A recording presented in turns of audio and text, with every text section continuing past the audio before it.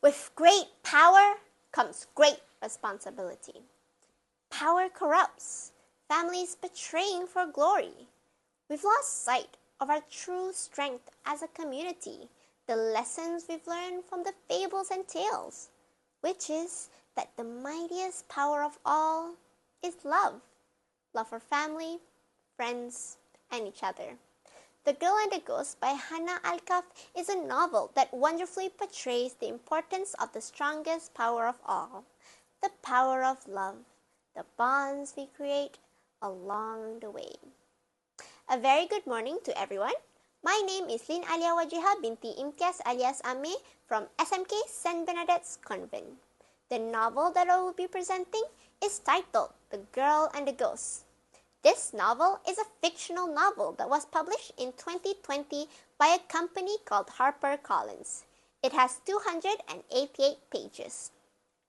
Before we dive into the mystical world of The Girl and the Ghost, we must not forget the genius behind it, Hannah Alkaf, who worked as a copywriter for online B2B marketing, a senior writer in magazines, and a communication manager at an NGO for education.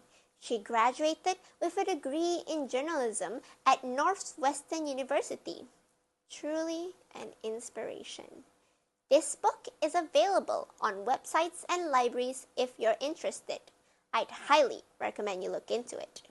Diving into the realm of The Girl and the Ghost, the feelings were mystical, magical, and a little eerie. There was a slight unsettling feeling towards it that can't be put into words. The spiritual realm seems to be filled with curiosity, adventure, but also danger. The way the author craftily described a palisade in a way that makes him lovable, cute, and yet scary amazed me. The story starts with an evil witch known to destroy and cause havoc everywhere she goes, accompanied by a powerful and evil palisades. He feels no remorse for the deeds he committed. One day, the evil witch died of unknown causes, leaving the palisades in frantic, searching for his new owner. After a little digging, the palisade found a picture of the witch's daughter, along with her dress. But when he visits the house, the bubbly girl in the photo was long gone. All that's left is a shell of the woman she used to be. He was close to giving up when he saw her daughter, Suraya. The contrast between Suraya's bubbly personality and her mother's cold and almost lifeless persona intrigues the palisade. He has decided he had found his new master, Suraya. He introduced himself, and the lonely little girl who had no friends chose to call him her own. She named him Pink. That was the beginning of a long friendship that will lead to growth, grief, and a lesson for us all. Although this novel might seem illogical to some, it demonstrates the world extremely well. Firstly, the danger of people who yearns for too much power. For example, the shaman greedy for his power. The emotions or suffering of others means nothing to him as long as he managed to gain more power, even going as far as to threaten and scare Suraya, who was only a teenager. In addition, it perfectly demonstrates the unhealthy aspect of a codependent relationship. Pink lashing out at Jingwei for being friends with Suraya leads to Suraya leaving him. Finally, the demonstration of grief. People grieve differently.